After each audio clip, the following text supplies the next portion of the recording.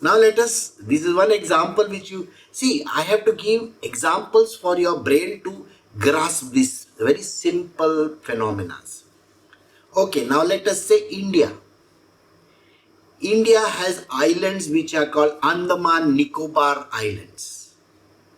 So there are islands in the Indian Ocean, there are islands in the Bay of Bengal, and they go by different names. So one is Lakshadweep, one is Andaman Nicobar Islands, and there are so many islands. Now, this Andaman Nicobar Island, there is a sea between India and Andaman Nicobar. Would you agree there is a very big sea? So this sea and the lanes in the sea are also my property. Now if some country comes near my Andaman Nicobar Islands, even a certain kilometers away, are they infringing my rights?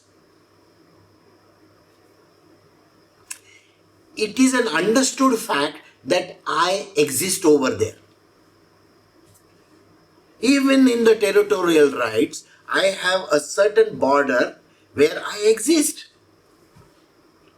You cannot come and say that you own that property.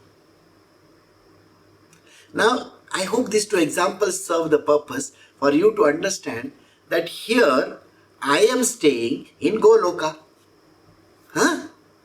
Now, between my manifest domain, which is Goloka, and between the created world, that is this earth and the universe that is there, these are two created worlds, isn't it? What is there? One is India and one is Andaman Nicobar Islands. Whatever is in between is what? The unmanifest Brahma is in between. So don't you think the unmanifest Brahma is also my property? Did you understand this? It's a simple way of making your brain understand, okay, that means whatever is in between these two manifest domains is also, that unmanifest part is also Krishna. A very simple understanding you will have. Then, now I want you to think very carefully. He says that manifest domain, which is this universe, created domain, I am there as an unmanifest divinity. You actually can't see me there also, because Andaman Nicobar Island is also mine. I don't need to exist over there. I can stay in Delhi or some such place and I can say that is my property. It's an understood fact that it is my property. Nobody can dispute it. So Sri Krishna is saying, in that place also, in between also, and here also, I am the super boss. Don't dispute it. Okay? But in reality, I am not present in them. I am actually not staying there. It is my property. It's basically like I permeate those places. I hope this explanation is sufficient enough for you to understand what Sri Krishna is meaning. So we are doing chapter 9, verse 4 of the Bhagavad Gita. The whole of this universe is permeated by me as an unmanifest divinity, like ice by water, and all beings dwell in the idea within me. But really speaking, I am not present in them. This verse is a slight difficult for understanding. So let me explain to you. The whole universe is permeated by me. I am through and through this universe. That means I am everywhere. There isn't a single place in this entire creation that I am not there. Now see the words which I said. In this entire creation. So Sri Krishna is addressing this issue that whatever the thing that is created, I exist within that. But I am existing as a permeation. I permeate that. Alright? So when I permeate means what? I am there, but you can't have any understanding about me. I exist there. It's like an invisible thing, I seem to exist. Now in this whole creation, what is he existing as? He exists as the unmanifest divinity. So Sri Krishna is existing as an unmanifest divinity. We know very well what an unmanifest divinity is, isn't it? It is called Brahma. So, Sri Krishna is the Brahma himself. Now, I want you to think what he is saying over here. In the previous chapter, it was mentioned that I am that supreme person, alright, in the second divine unmanifest, which is also my abode. These lines were very clearly mentioned. So then what exactly I am? So I am in that place which is called Goloka, which is my house. I stay there. Alright? And I am staying there as the super boss. I am the supreme divine consciousness, the entity, the manifest divinity there. This much is understood? Then he says there is a first divine unmanifest. First divine unmanifest is called Brahma. Alright? Brahma is my own creation. I exist in the Brahma as an unmanifest divinity. So did you see the two distinctions which he said?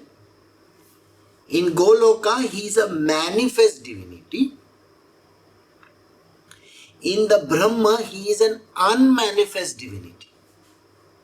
It is the same person. The same supreme divine person. There he is manifest because he can be felt, touched and all those things. You can do that. Sorry. And in this Brahma, he is unmanifest. Now when I say unmanifest, what exactly does it mean? Well, this is my property. I own this thing. If I own this, the Supreme Divine Consciousness, the Brahma, the unmanifest one, don't you think I am the one who owns all this?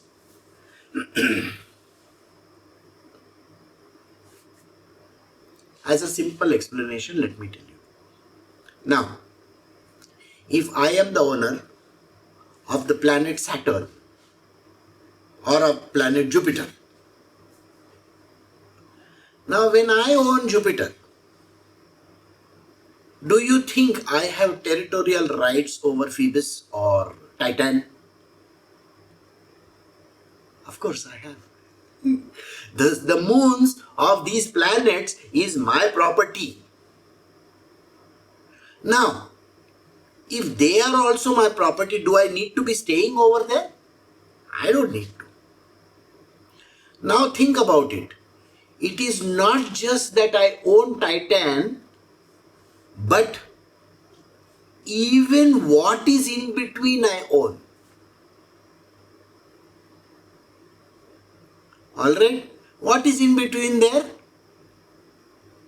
The atmosphere of Jupiter or Saturn. That is also mine only, no? Because I am the super boss there. Now this is one example which you see. I have to give examples for your brain to grasp this very simple phenomena. Okay, now let us say India. India has islands which are called Andaman Nicobar Islands. So there are islands in the Indian Ocean, there are islands in the Bay of Bengal, and they go by different names. So one is Lakshadweep, one is Andaman Nicobar Islands, and there are so many islands. Now, this Andaman Nicobar Island, there is a sea between India and Andaman Nicobar. Would you agree there is a very big sea? So this sea and the lanes in the sea are also my property. Now if some country comes near my Andaman Nicobar Islands, even a certain kilometers away, are they infringing my rights? It is an understood fact that I exist over there. Even in the territorial rights, I have a certain border where I exist. You cannot come and say that you own that property. Now, I hope these two examples serve the purpose for you to understand that here I am staying in Goloka. Huh?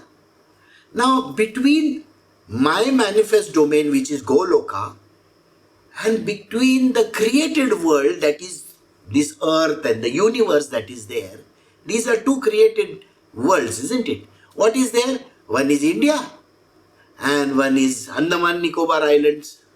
Huh? Whatever is in between is what? The unmanifest Brahma is in between. So don't you think the unmanifest Brahma is also my property? Did you understand this? It's a simple way of making your brain understand, okay, that means whatever is in between these two manifest domains is also, that unmanifest part is also Krishna. A very simple understanding you will have. Then, now I want you to think very carefully. He says that manifest domain, which is this universe, created domain, I am there as an unmanifest divinity. You actually can't see me there also, because Andaman Nicobar Island is also mine. I don't need to exist over there. I can stay in Delhi or some such place and I can say that is my property. It's an understood fact that it is my property. Nobody can dispute it. So Sri Krishna is saying, in that place also, in between also, and here also, I am the super boss. Don't dispute it. Okay? But in reality, I am not present in them. I am actually not staying there. It is my property. It's basically like I permeate those places. I hope this explanation is sufficient enough for you to understand what Sri Krishna is meaning. So, when a husband says, this is my wife, oh, he's saying it is his property, kind of, This is my wife, these are my children. He's exercising his right. My children are like this. He is exercising his right. He is not actually staying in his children. He represents himself in that. So I hope you got this clear. So this verse was a little difficult, but I hope this understanding is good enough for you. So we move to the next one. We are doing chapter 9 of the Bhagavad Gita, verse 5. Nay, all those beings abide not in me, but behold the wonderful power of my divine yoga. To the sustainer and creator of beings, myself in reality dwell not in those beings. So, what do I do? All these beings, every person, every object in this created place is my property. They are answerable to me. Is that understood?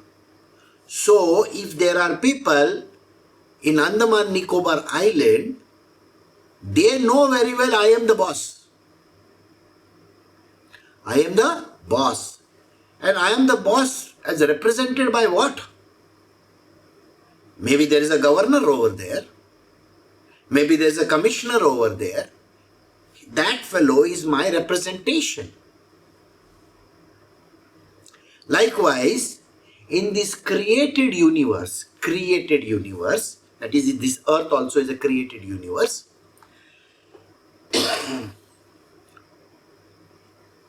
have my representatives. I have my representatives. Who are my representatives? The creator, Brahmaji, and the sustainer, that is Vishnu. Okay, Mahavishnu we call him. Both these people are representing me over there. But I am not in them. And neither are those fellows in me. So did you get it? So on this island stay these inhabitants.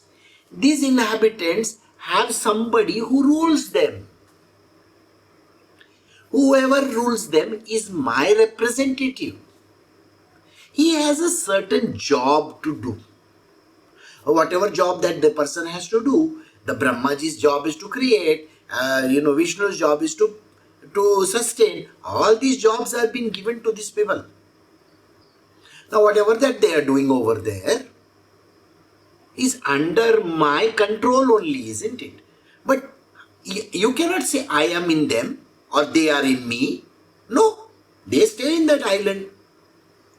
So human beings are there on earth. Okay? Unmanifest also there is something. We don't know about it. So they are there on earth also. They are there here. But it doesn't mean that they are in me. So, why are these two verses important? These two verses have a very great significance in our life. The moment a person says, God is in me, God is in me, and I am in the divine. I hope you understand these verses. Actually, there is no God in that person. He is the God's property only. He is the person who is staying on that island called earth. He is just representing me. Now, how do I rule over this? I have my gods, no. Brahmaji, Vishnuji and all these are gods. They go and represent me over there. They handle their jobs. Lakshmiji is there. She is going to handle finances. She is going to handle property. She is going to handle children. You know how many Lakshmis are there? The 8 forms of Lakshmi are there. They call her Ashtalakshmi. Huh? So these Ashtalakshmis are there. Santan Lakshmi, Gaja Lakshmi, so many Lakshmis are there, no? They have been given this position, they handle it very well. I don't have to be present over there to oversee this whole thing. I have my representations. Now, when a person says, oh, look at her, she looks like a goddess Lakshmi, isn't it? In some of these marriages and all, they will see, look at the girl and say, she is so beautiful like Lakshmi herself. Well, people can look like Lakshmi. Okay? And they can be the biggest pigs on earth also. I can go and represent anything I want. It is like I am doing a play, In the play, I am doing a role of Ram. Doesn't mean that I am Ram. It is just a role he is playing. That role has to be pure. The purity has to flow from that role. Then only that person is Lakshmi or Sri Ram. Got the answer? So human beings, in India we have this understanding that Pati Parmeshwar. Which angle does your Pati look like Parmeshwar? It doesn't look like Parmeshwar from any angle. He looks like the devil incarnate. So don't even think like, he is my Pati Parmeshwar. He has got the divinity in him. The divinity is supposedly in everybody, but it is not. These two verses will give you a clarity of it. When a person is a mean character, has got a lot of negative points, that person is demonic in character. So he is not Pati Parmeshwar. He is a demon. Aren't there demons in this world? Huh? Ravanas and all these demons are there, no? You call them Sri Ram, is it? No, you call them demons. So like that, this man could be a demon. He could be the worst character on earth. Then you don't have the right of saying that God is in everybody. There is no need. The ability. Please understand this. He says very clearly, God is permeating everything. I have to show that divinity. Now, when some people say, then how is it that there are these gurus and all the saints and sages? Did I not say that they are my representatives? I have appointed representatives on this earth, isn't it? Just like I have Brahmaji for doing some job. I have Vishnu for doing some job. I have the sages and saints also. They also have some job. Some of these saints and all, they teach. That is their job. Their job is to teach. So, yeah.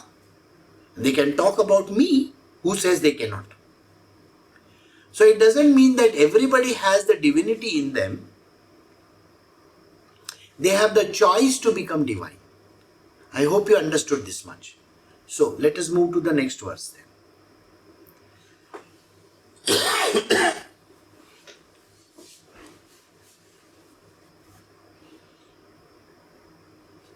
We are doing chapter 9, Bhagavad Gita, verse 6. Just as the extensive air, which is moving everywhere, being born of ether, ever remains in ether, likewise, know that all beings who have originated from my sankalpa abide in me. This is a truth about universe. He says, see, there is air over here near me. Can I see the air? I can't. So there is a place in the air. That place is called ether. Can I see ether? I can't see ether over here.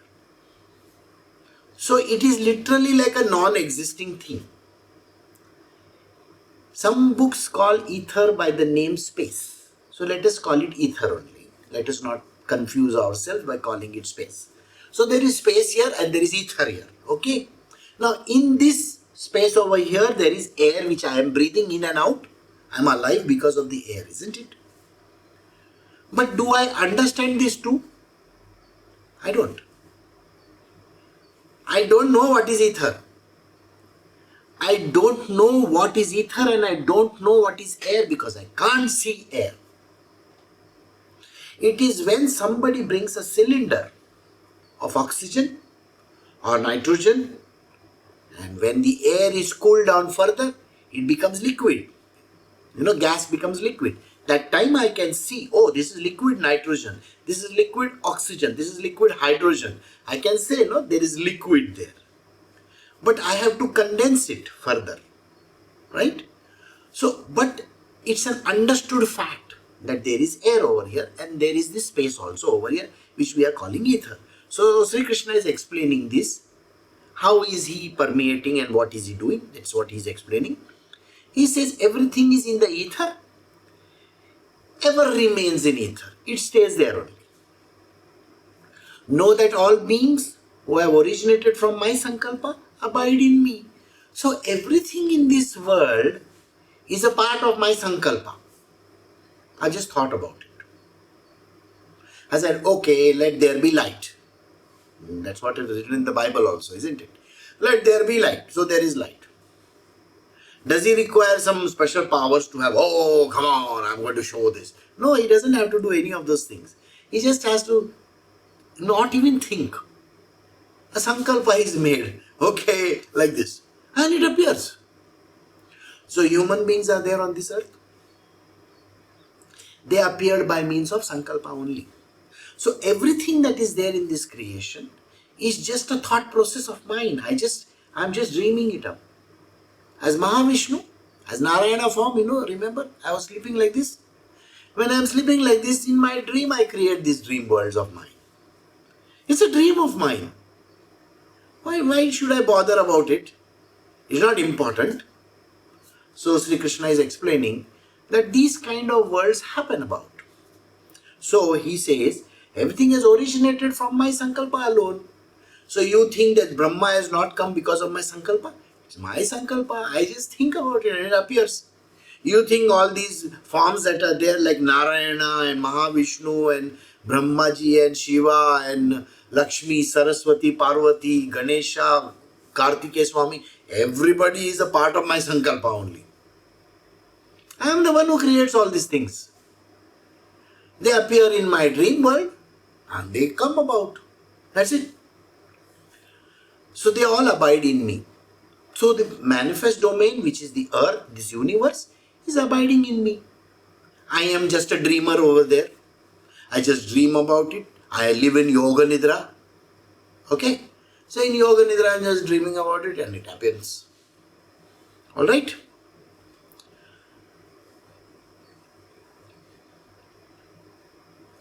So we are doing chapter 9, verse 7 now from the Bhagavad Gita. Arjuna, during the final dissolution, all beings enter my Prakriti, that is the primal cause. And at the beginning of creation, I sent them forth again. So there are two things which is happening. One is the creation and one is dissolution. Both these aspects that are there. When I want to create, I will create. When I want to dissolve, I will dissolve. I have kept certain timelines. The timelines are already there. So like you have your sleep time, you have your time of eating breakfast. Like that, it's my time. I feel that I want to now go to sleep and I want to dream about something. So I will dream. When I want to stop my dreams, I stop my dream. So he says, during the final dissolution, when I open my eyes like this, that's the final dissolution. My dreams are disappearing, isn't it? When you open your eyes, what happens? Your dreams disappear, isn't it? So when I open my eyes as, Narayana, I am opening my eyes like that. When I open my eyes, this whole universe dissolves. All this dream that I created completely dissolves. It doesn't exist after that. It is when I close my eyes and I am about to fall asleep, I create things in my world. It's a dream which happens to me. Got it? So these are the two states of Narayana. In one, he goes to sleep. In one, he gets up. So when he goes to sleep, he gets dreams. That is the sankalpa that he does. Creation of these universes. And when he wakes up, he's having another aspect in his life where everything gets dissolved. Like your dreams disappear, isn't it? When you wake up, what happens? Your dreams are no longer there. Suppose you are dreaming of something. In your dream, you might have made $1 million. When you wake up, there are no $1 million to greet you. So, it's like that. So, I hope you understood this verse.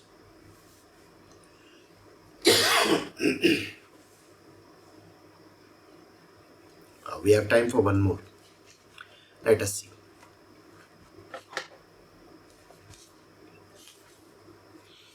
Alright, so we are doing chapter 9, Bhagavad Gita, verse 8. Wielding my nature, I procreate again and again according to their respective karmas. All this multitude of beings subject to the sway of their own nature.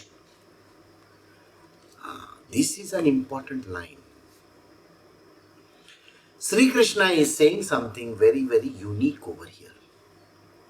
He says, when he is asleep, when Sri Krishna is asleep as Narayana, what is he actually doing? In his dream world of creation, he is creating entities.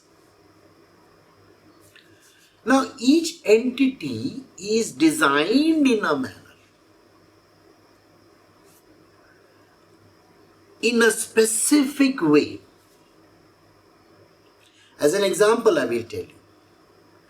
Suppose, in my dream, now I am going to sleep and I have a dream like Harry Potter. There's a dog with 2 heads. Can I have that? No. No, it is not possible because there is no dog with two heads. Right? You will agree with me, isn't it? There is no creature with two heads like this.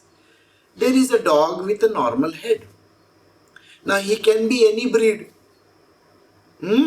He can be the smallest Chihuahua to a very big Dalmatian or an Alsatian or one of those big breeds. He can be there, isn't it? So in my world of dreaming, I have to create objects which have certain existence in my world. Would you agree on that? Then only I can identify them in my dream. No, otherwise how can I identify? Did you get the point or no? I have to create creatures which are specific to their nature. I can't have a dog with 5 tails. Okay? Now, this is something which you need to understand, that Sri Krishna has a framework. A framework.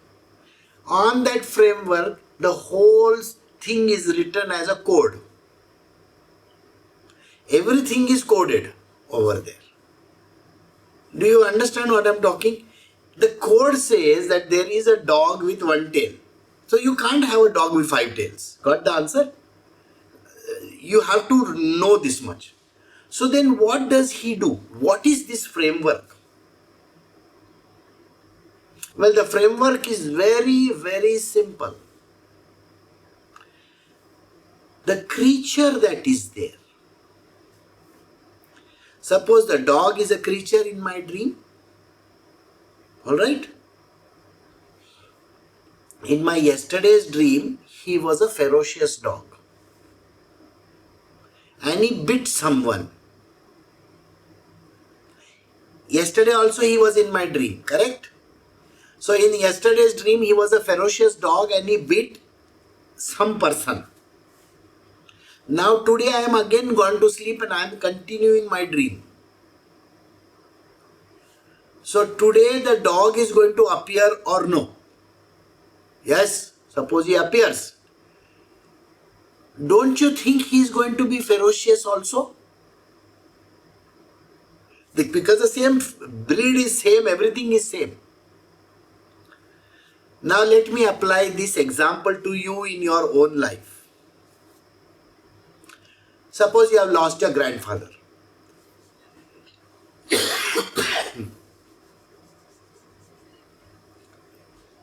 This grandfather of yours has a big mole on his head over here. Okay? Big mole out here. It is jutting out. So, naturally and now by the way, he's dead. He's dead. And that guy was a character who could never stop talking. He just keeps on jabbering all the time. And he loved to eat.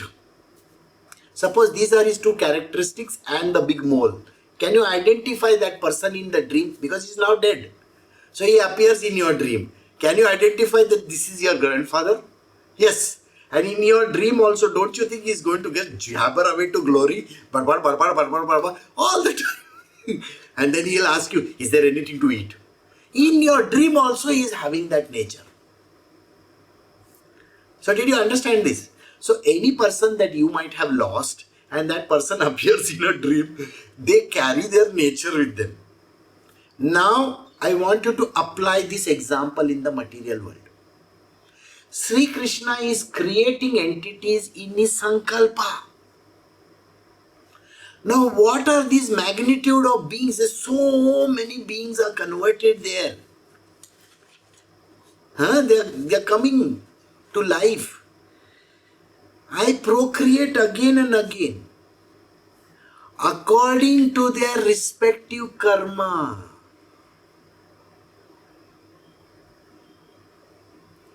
The framework is karma.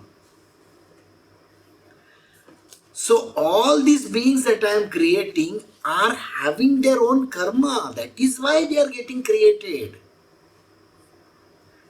So what am I doing? I am just using the framework and the database that is there on the framework, which is called the karmic database. Got the answer? So every person who is born in my dream is born with their karmic debt only. They are identifiable. So X person has a karmic debt with Y. So X appears and he has to fulfill the debt with Y. This is to be understood. So if there is a woman who is married to Y, she has to appear like a woman now and then be his wife. That is karma. So he says, I have already designed this based on their karmic information. So whenever the hard coding has happened long ago, but the changes in the software that is there happens with every life. The newer versions come. Even in Apple, there is that iOS 17 which is going to appear, no? It's a new database, adaptable to the current changes that are there. Would you agree with me? So Sri Krishna says, these people will appear continuously time and again here and there and here and there. But they appear in which format? Based on their karmic experiences in whatever karma that they have stored over there. So this dream of mine, I will create those creatures based exactly on what their karmic loop says. There is no difference. Alright? So they have their own nature. See, if I have to fulfill a karma with someone, I got to have my old nature or no? So did I not say that that dog is the barking type? So he has to appear like that only.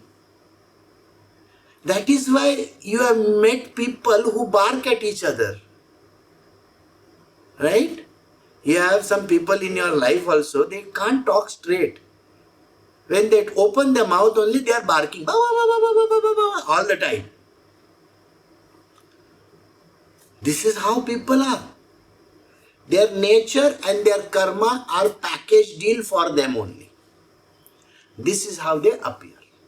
So we have come to the end of verse 8. We will stop over here.